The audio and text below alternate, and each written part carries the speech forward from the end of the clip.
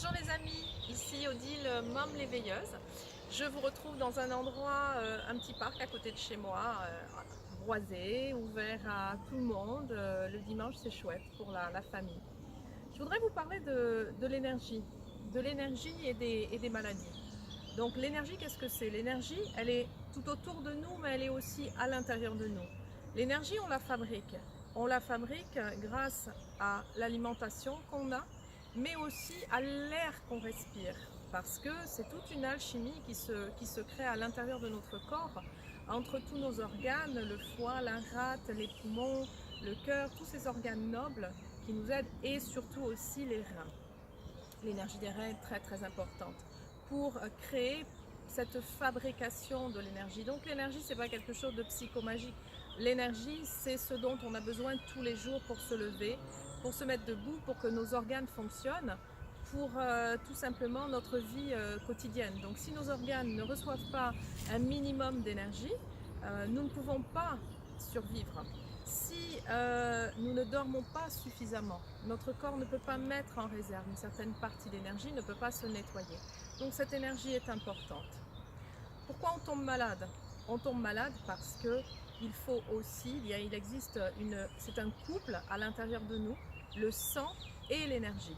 L'énergie fait circuler le sang porte l'énergie. Et souvent, une maladie vient dire que quelque chose en nous est bloqué. Ça peut être des blocages au niveau du sang, le sang peut être trop consistant, ne circule pas correctement, mais s'il ne circule pas, c'est aussi parce que peut-être l'énergie est mal distribuée et ne vient pas faire circuler ce sang. Donc c'est vraiment un couple qui vient travailler ensemble. Les maladies viennent nous dire quelque chose, viennent nous dire que quelque chose ne fonctionne pas bien dans notre vie, puisque une maladie, une pathologie est le représenté de quelque chose dans notre vie qui ne va pas bien. Donc, je vous invite vraiment à observer votre vie, à observer ce qui se passe dans votre vie et écouter votre corps. Votre corps, il est le représenté de la nature aussi autour de vous. On entend chanter les oiseaux, qu'est-ce que ça nous fait? On ressent le vent sur nous, qu'est-ce que ça nous fait? On entend couler l'eau, on ressent l'eau couler à l'intérieur de nous. Qu'est-ce que ça nous fait? Est-ce que tout ça se passe bien? Voilà. Et les pathologies viennent simplement nous dire, encore une fois, que quelque chose ne se passe pas bien.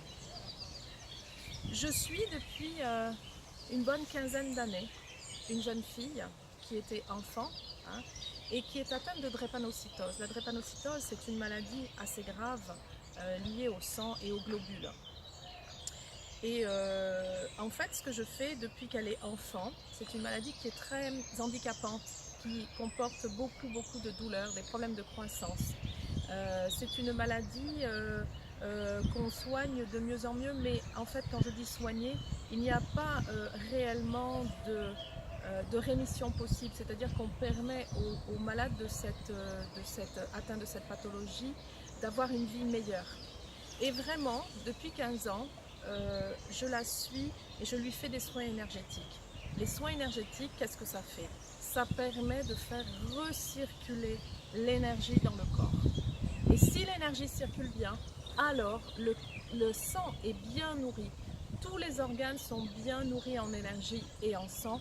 Et quelle que soit la qualité du sang, ça aide énormément. L'énergie recirculant va faire que la personne aura beaucoup moins de douleur et aura besoin de beaucoup moins de médicaments forts du style morphine que cette petite fille avait régulièrement car elle devait régulièrement séjourner à l'hôpital au niveau de sa croissance. À chaque fois qu'elle avait des poussées de croissance, elle avait énormément de douleur et la seule façon de la calmer, c'était la morphine.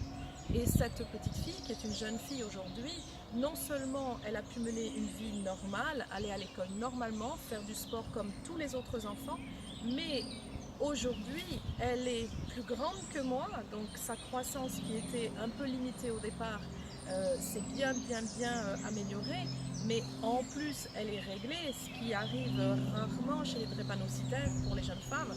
Donc ça veut dire qu'elle pourra aussi avoir une vie normale et avoir des enfants. Donc ça, c'est l'exemple d'une pathologie que je suis depuis 15 ans et sur laquelle j'ai des retours.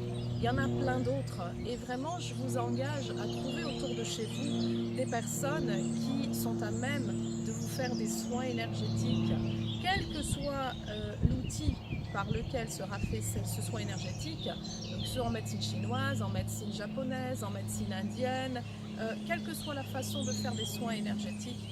L'idée, c'est vraiment de comprendre qu'on ne peut pas tout faire avec de la chimie. Si l'énergie et le sang ne sont pas mis ensemble comme un couple et qu'ils ne travaillent pas correctement, alors on développera toujours des pathologies. Voilà, c'était un petit point sur l'énergie. Je vous dis à la prochaine fois. Profitez bien et profitez de l'énergie de la nature. C'était Odile Mom l'éveilleuse. À bientôt!